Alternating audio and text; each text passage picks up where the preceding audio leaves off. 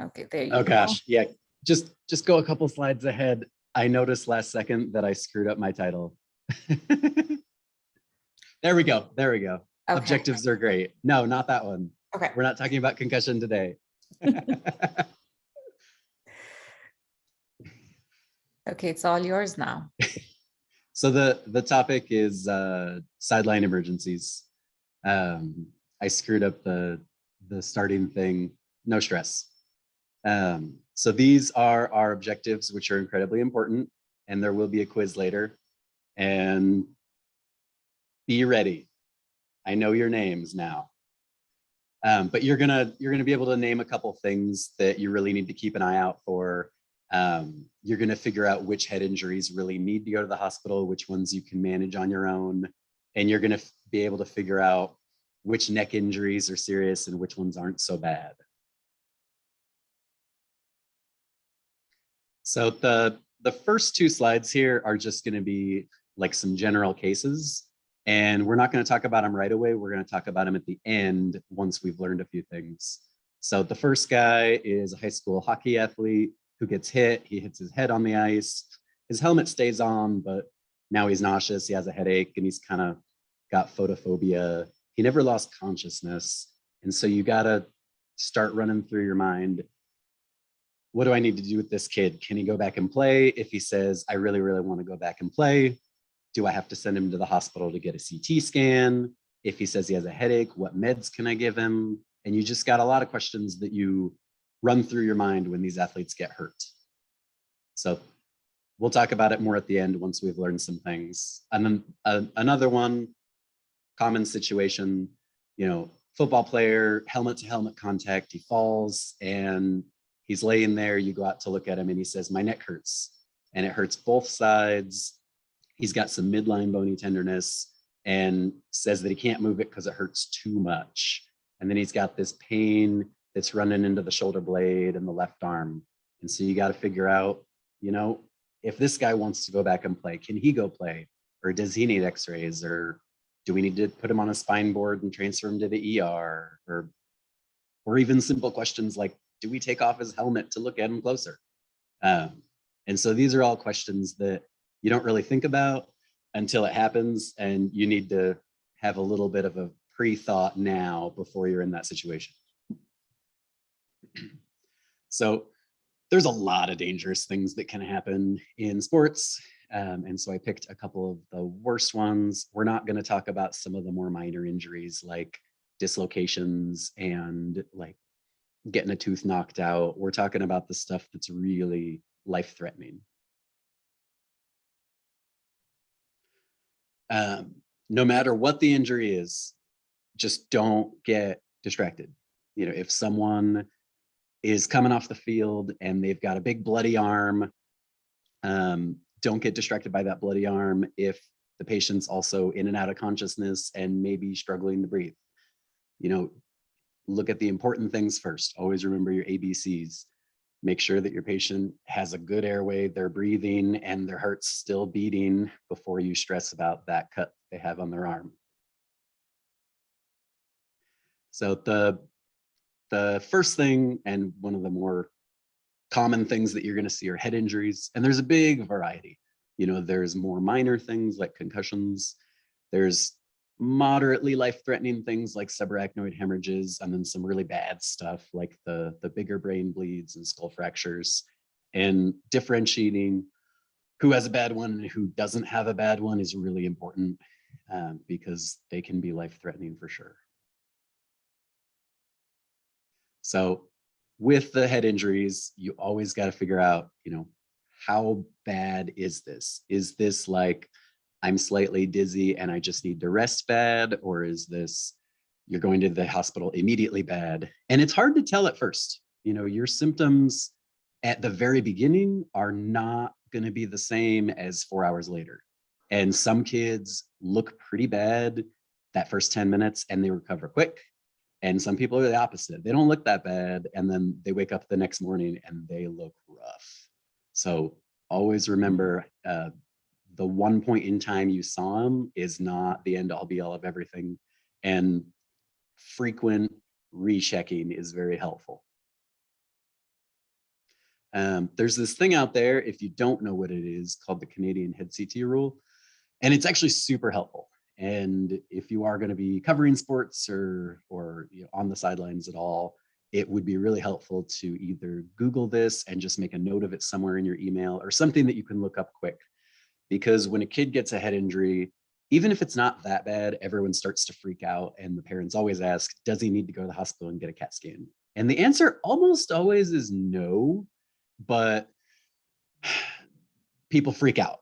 So you got to be a little bit more objective in it. And if you have some good criteria to follow, it can be really helpful. So your Glasgow Coma Scale is helpful. You want to make sure that pretty much everyone's a 15.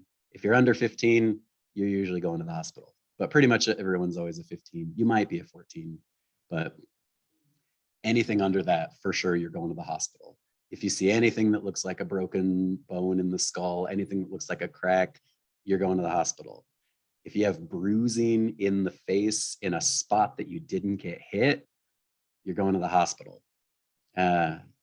If you all of a sudden have like a runny nose or a leaking ear, you're going to the hospital.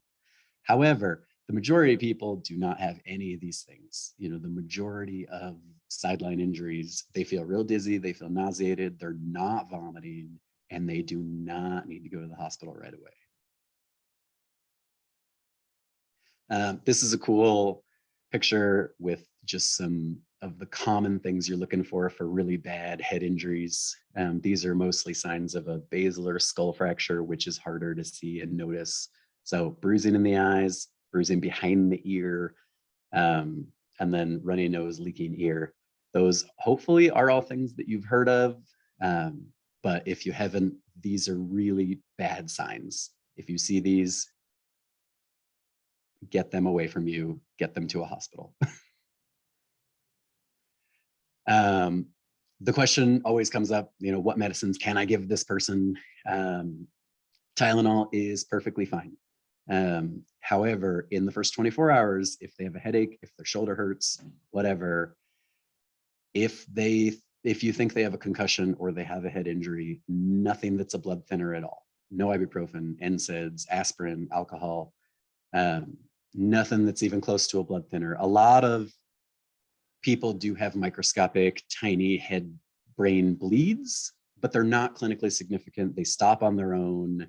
And as long as you're not taking anything that thins your blood, they're not going to get worse. But if you take a bunch of aspirin, for sure, you could make something that's small real big. For spine injuries, particularly the neck, similar to head injuries, there's a lot of different degrees of severity of what a spine injury could be. Not everyone who comes off and says that they hurt their neck just strained it. You know, some people are going to get worse things, and you got to figure out who is okay to go back and play if they feel like it, and who you got to hold off the rest of the day. So one more time to reiterate, ABCs. If they hurt their neck, don't stress about their neck right away. Make sure they're breathing. Make sure that they've got good circulation. Make sure that they're not actively trying to die on you. And then figure out if they've pinched a nerve, or if they have numbness, or if they have any other neuro deficits. But always, always, always, ABCs first. Don't take the pads off right away. Don't take the helmet off right away. You know, try and get a handle on what's going on before you remove anything. Because if they did hurt their neck, then if you take off the pads, if you take off the helmet, you might hurt the neck more. So be really careful of what did they hurt and what could I accidentally make worse. Do a full neuro exam on anyone who hurts their neck. Make sure they can move their arms, their legs every way. Make sure they still have good sensation, no numbness and tingling, and let them kind of move their head first. Don't grab their neck and say, oh, does it hurt when I do this? You know, ask them as gentle as you can, you know, slowly move your head this way, move your head this way. And if they stop here and say, oh, it hurts, don't push them. You know, you want to see what the actual injury is.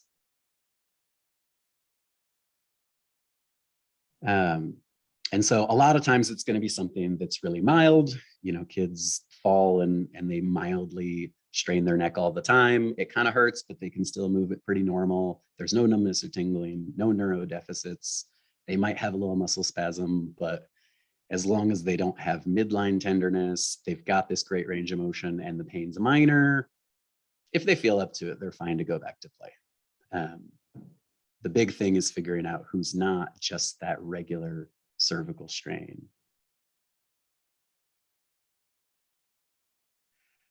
Any tenderness over the spinous processes or the midline, that person you should put in a C-collar or immobilize them on a spine board. If they've got a lot of tenderness there, you need to assume they've got a fracture until proven otherwise. If you are in a smaller town and you are the person taking this person and going to do their assessment and workup, and you're going to be managing this person, you only really need the regular neck x-rays acutely. You only need like the AP lateral odontoid. You do not need to or even want to do a flexion extension view in the first day. If you think about it, the reason that you're doing those flexion extension views is mainly to assess for instability. And if you do it that very, very first day, there's often a lot of muscle spasms. And that spasm will often hold things together a little bit, and you'll falsely miss some signs of instability. So don't even mess with flexion extension views acutely. Get those in a week or so if they're still having a lot of pain, and if you're suspicion that they've got a ligament tear, ligament sprain that is leading to instability. But don't force them through all that stuff at the very beginning. If you have the midline tenderness, get your x-rays, but just do the regular series.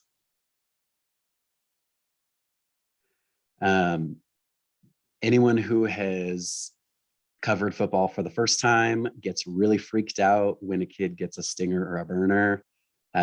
If you have some sort of traction injury like this picture and you stretch the nerves a bit, you can get a neuropraxia. You can get basically like a stunning of the nerve, or the nerve just acutely gets hit, it freaks out, and the whole nerve is going to feel like it has a burning pain or even a numbness. It often only lasts a couple seconds, and then it's gone. And as a sideline practitioner or a person who's taking care of the medical side, the first thing that you think is, oh my gosh, they hurt their nerve. I need to keep them out forever. They're going to die. But as long as it goes away really quick, it was just one side. Those are stingers and burners. They're not that big of a deal. They do not need to stay out the rest of the game. They do not need to get x-rays right away. If they feel completely better, they're fine. Don't stress. However, the one caveat to that is some people are more prone to getting these. And if you get multiple in a season or multiple in a year, then we start to worry that that person's at a higher risk of injuring one of their nerves. And that person should probably be working with a PT to strengthen their neck and try and potentially modify some of their pads and do things to try and prevent these from happening over and over. But it's really just if it's happening multiple times a year. If it happens once a season, no stress.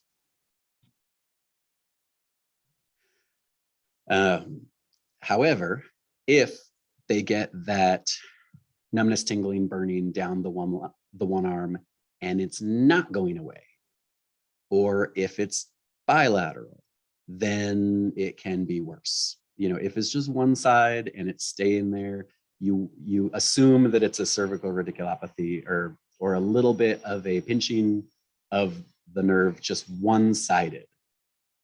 Bilateral, you have core compression until proven otherwise. That's a huge deal. That person needs to be C-collared, not moving their neck at all until we can do more evaluation. And that person's going to the ER.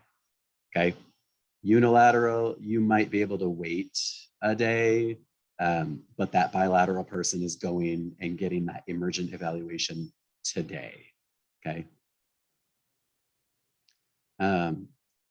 Anyone who's got a spine injury, you got to be super careful with them. Always assume the worst, assume it's an awful injury. Don't assume it's just a strain. So if they need help getting off the field, take them off really carefully.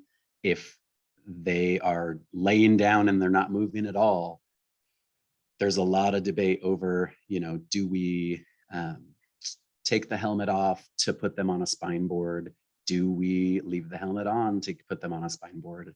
And that's a little bit kind of based on what situation you're on and what your team looks like.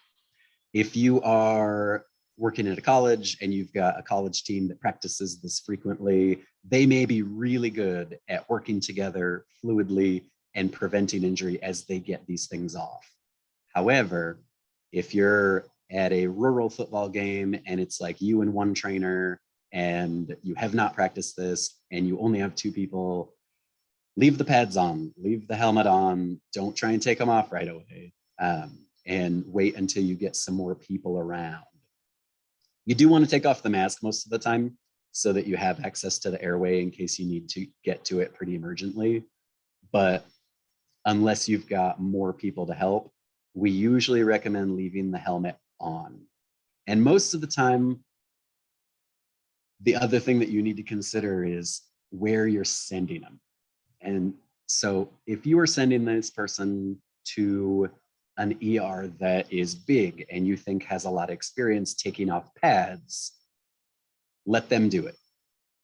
If you are worried that in your town, you're the person with the most experience on how to get pads on and off safely, either go to the ER with them to help show the ER how to get them off, or wait for EMS to come, try and get them to help you there.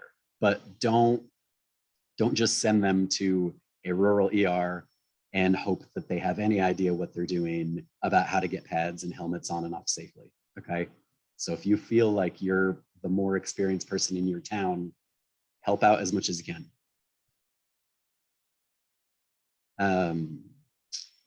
Sudden cardiac death is nearly the main reason that we do pre-participation physicals in all kids.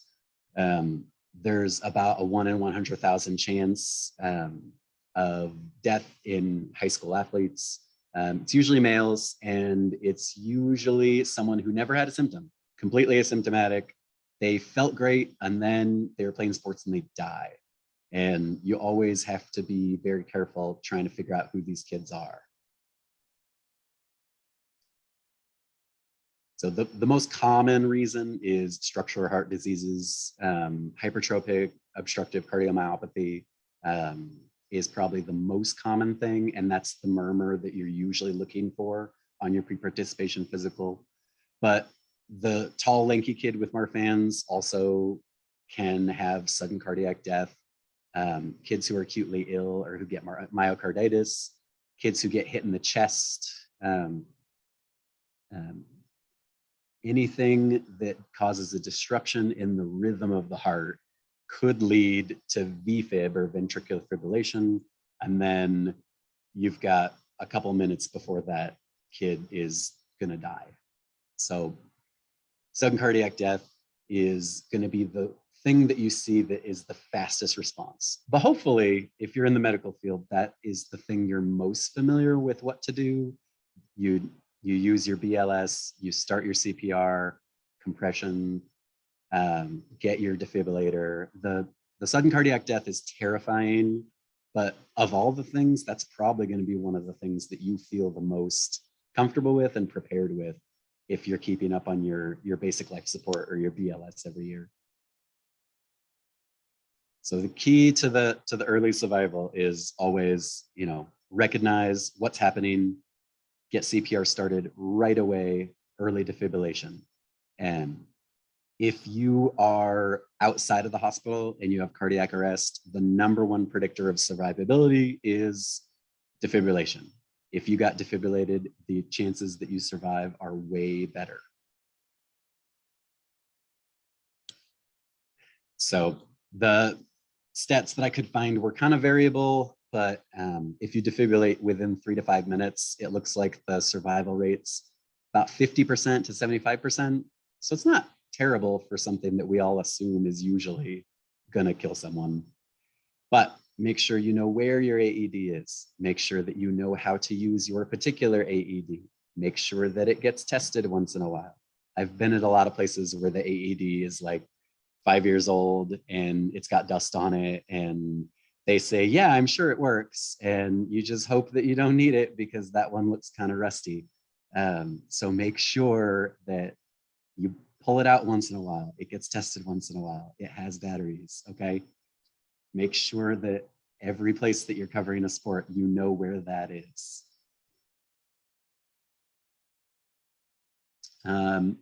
Heat illness. Almost all of us, except for the one gal, live in Nevada, I think. Nevada is very hot, and heat illnesses happen. Most of the time, it's going to be something more minor. It's going to be, heat-related cramps, but severe heat illnesses do happen. And behind sudden cardiac death, you're looking at one of the top killers of young athletes. However, this is one of the most preventable ones and one of the most reversible if you catch it pretty early. A kid who's starting to get kind of dizzy, he's not sweating very much, and he's got real kind of hot, flushed skin, that kid needs to be pulled out. And if you can catch which kids are starting to look not great early, you can prevent them from ever progressing to worse conditions. Oral temps and ear temps and forehead temps are all fine most of the time, but when it's super hot outside, a forehead temp is not reliable in a kid that you're really worried is having troubles. Everyone's super sensitive about the rectal temps. I think a lot of the athletic trainers and PTs who are on the sidelines are really worried about being too invasive. But if you think this kid has a real heat illness, the rectal temps are the gold standard. And you usually start getting symptoms when the core temperature hits like 102. If it's hitting 104 or above, that's a huge deal. And that kid is usually starting to have a lot of more mental effects, and he's progressing more towards heat stroke. That kid is potentially going to start to pass out or lose consciousness soon. Every kid that you think has a heat illness needs to be cooled down immediately as fast as possible. You are not freaking out by throwing every single kid into a cold bath if you can. If you've got it available, I don't care if it's a mild heat illness or a big one, get them cold fast. You're not overreacting, and no one ever died from a cold bath. However, you may not always have that available. So second best is shaded area, cool mist fans, ice packs. If you put the ice packs on, put them on the areas with a lot of blood flow, like your neck, your armpits, the groin. Get them near some of those big blood vessels so you can try and cool things down as fast as possible. But if you have a pool or a tub with ice, throw every single kid that you think is too hot in there. You're not overreacting, and you'll probably save at least one life in your life. The kids with exertional heat illnesses. So if he is mild, if the kid was just kind of getting dizzy, he was getting too hot, his temp was only like 101, you could consider letting that kid go back. And it's a bit controversial. Some people will say that they're fine to go back. I don't. Any kid that has gotten too hot, I tell them they're done for the day, and they should wait at least until tomorrow. Any kid that's progressed to a more severe one, if he was having more intermittent consciousness or looking like he was going to pass out, a lot of times we tell them that they should not exercise at all for at least a couple days. Some of the recommendations say as much as a whole week. But the big thing is letting any kid that you thought got too hot go back the same day is kind of risky, and it's probably not worth it. So I generally say they can't go back, even though some docs probably will let them. This is kind of a cool graph with the different temperatures and how dangerous those temperatures are to play sports in, etc.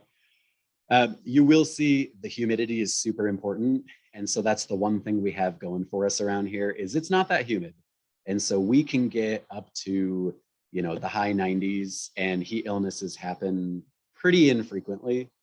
Whereas if you're in Georgia and it's super humid, it may only be in the 80s. And sometimes it starts to get kind of dangerous. You know, when you see the marathons and things on TV, when people are all passing out and having troubles, the southern states where it's humid are always the worst ones.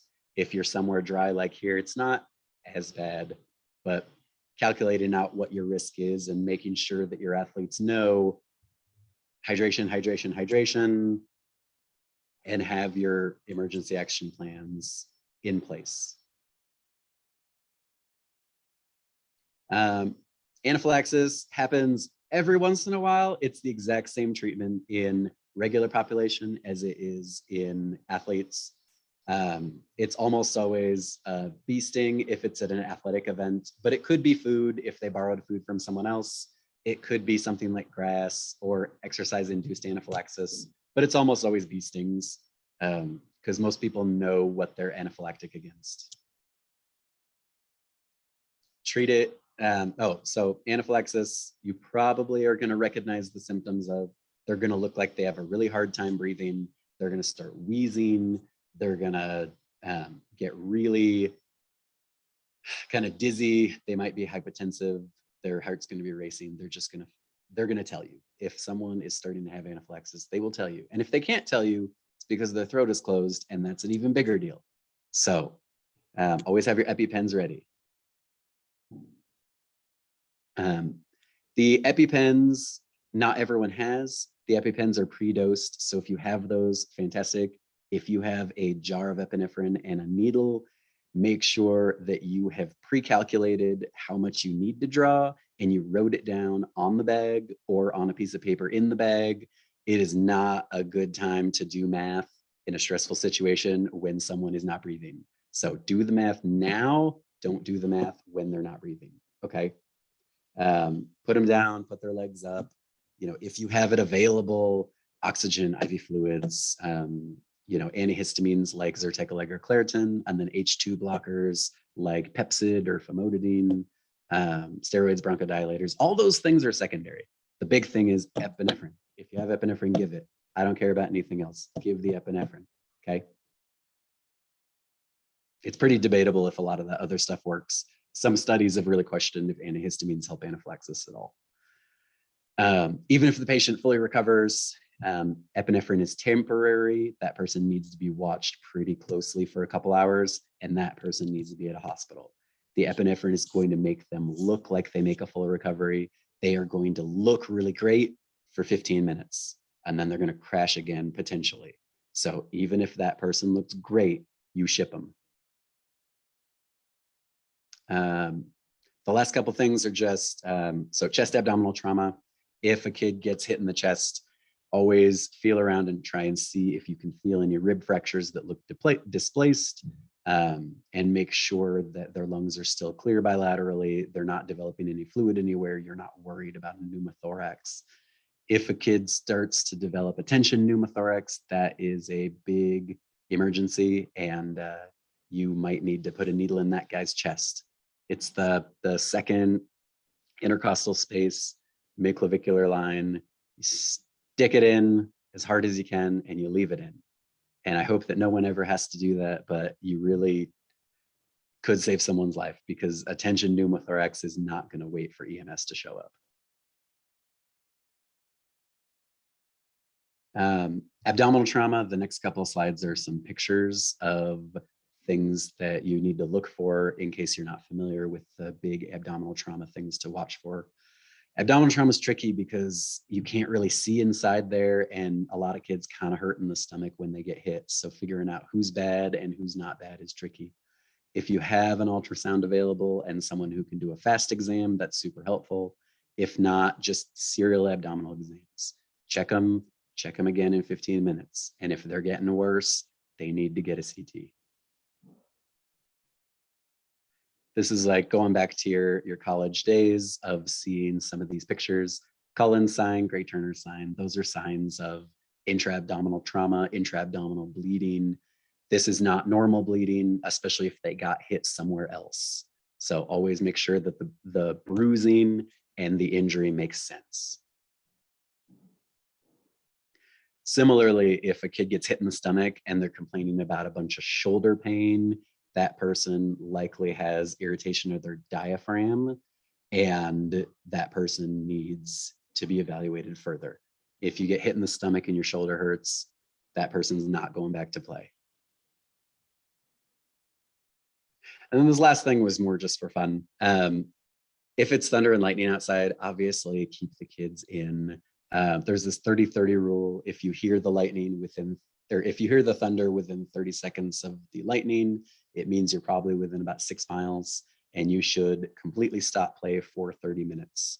Most of the school districts are really good about that rule, but sometimes they aren't, and you have to be the bad guy on the side that steps in and says, hey, I know we're having fun, but we need to stop. Okay. Lightning strikes are incredibly rare, but they make some cool scars. So the next picture just has some of the cool scars that you'll see. That if you've never seen a person who got electrocuted or struck by lightning, it's pretty cool. And they sustain really bad injuries. So even if they don't look that bad, send them off to the ER, let them get checked out. Don't be the guy that says, oh, you look fine, go home. He might not be fine. So all lightning strikes, you'll never see one, I hope, but they all go to the hospital, okay? All right, so a couple just things to think about. When you're covering an event, always make sure that you kind of know who is the team, and make sure that everyone knows who each other are. It's helpful if you're all wearing something that's identifiable so you can find each other, and make sure that you know who's in charge of what. At a lot of events, you'll have the team, doctor, athletic trainer, student, PT, whatever, and the people covering the audience. Those are not always the same people. And so you need to establish early when you get to the event, who's in charge of the audience, who's in charge of the athletes, okay? It's often like an EMS ambulance sitting by, and they're in charge of spectators, whereas the people standing on the sidelines are in charge of the athletes. Make sure you have an emergency action plan, you have an AED, and just make sure that you know any athletes that may have known medical conditions. Know if anyone does have history of anaphylaxis, anyone's got really bad asthma, or if any kids have like sickle cell trait. Just know a few things about what athletes may need to be watched a little extra careful. So going back to those two things at the beginning, so now that we've learned a few things, we've got the hockey athlete. He hit his head, helmet's still on, he's feeling nauseated, headache, photophobia, but he did not lose consciousness. He's not vomiting, and he remembers the whole thing pretty well. And he's otherwise neurologically intact. So we're running out of time. Do you guys want to try to answer these, or you want me to just answer them for you? Yeah, maybe you can answer them, Dr. Hockenberry. Yeah, absolutely. Yeah, I'm trying to go fast, I promise. So can he return to play? Absolutely not. That kid has a concussion. No, he can't go back. That should be very obvious. But if you thought about maybe I'd let him go, no, that kid cannot go back. Does he need a CAT scan? Probably not, actually. So with the Canadian CT rules, he does not meet those criteria. And so he can be watched. And as long as he's not getting worse and worse over the next 24 hours, he does not need a CT scan. And then the meds that he can get Tylenol, but he cannot get blood thinners, no ibuprofen, no aspirin, no alcohol. He's also in high school, no alcohol. So then we got the college football player, helmet to helmet contact, fell, injuring his neck pain bilaterally, midline bony tenderness, and range of motion is really limited. And then he's got the numbness just down the one side. So he cannot return to play. This sounds like more than just a regular stinger. He has the midline bony tenderness, so he does need x-rays. And depending what those show, other imaging can be discussed. If he's got that middle bony tenderness and he's got that numbness down the arm, he probably should be on a spine board as well, or in a C-collar, depending on your situation and severity, but probably spine boarded. And his helmet, depending on your situation, probably should be left on. And so now you should be really comfortable covering everything, and you guys are basically emergency physicians. Great presentation, Dr. Hockenberry. Any questions, comments?